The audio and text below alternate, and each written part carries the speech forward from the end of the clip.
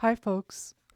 Welcome to this quick pick a card reading for Star Trek The Next Generation fans from Crystal Dragon Frequencies.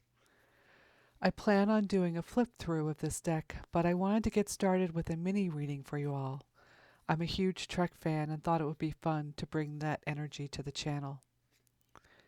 This is actually a pick a crystal reading, and the card under the crystal is the one for you to contemplate this day. Are you being drawn to the clear quartz crystal on the first card? Are you drawn to the amethyst crystal on the second card?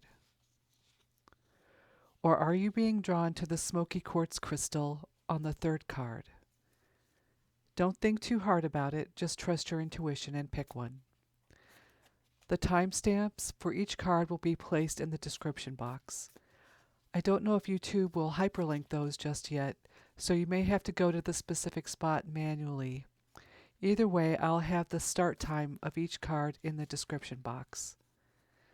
I'll see you each in your piles.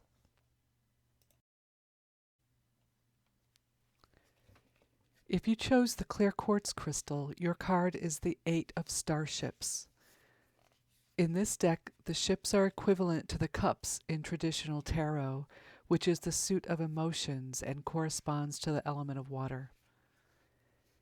If you recall the image on the Rider-Waite-Smith deck, that's the card where someone appears to be walking away from 8 cups in the foreground.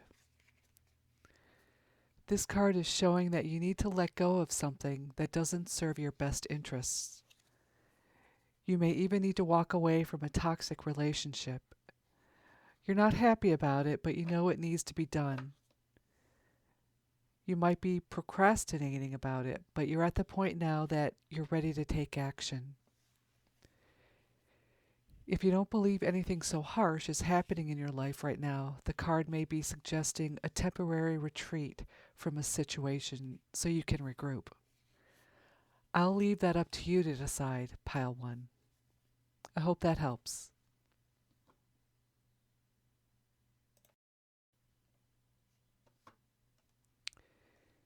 If you chose the amethyst crystal, your card is Death.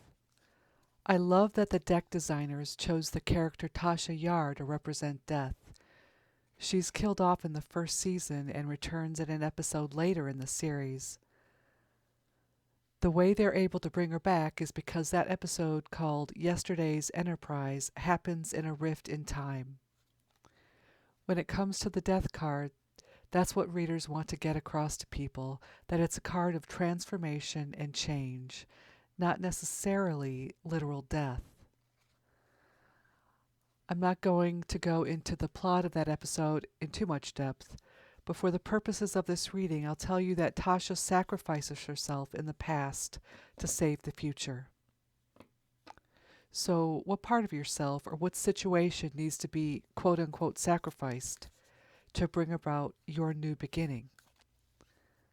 I feel like some of you are so ready to come out of this like you're a phoenix rising from the ashes. In fact, I feel most of you who chose the amethyst are like, let's go. I hope that helps. Thanks for stopping by, Pile 2.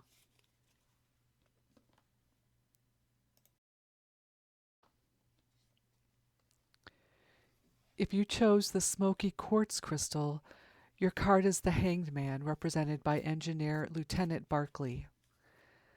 There's been a theme in this reading running through all the cards. The deck's guidebook mentions Barclay's fear of using the transporter, which combined with the Hanged Man energy brings to mind that 80s punk rock song by The Clash, Should I Stay or Should I Go? The first 2 piles, the answer was definitely go, whether I want to or not. But you, Pile 3, you're really hesitating.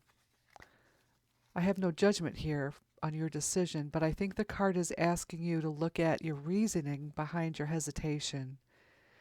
Is it valid or is it an excuse?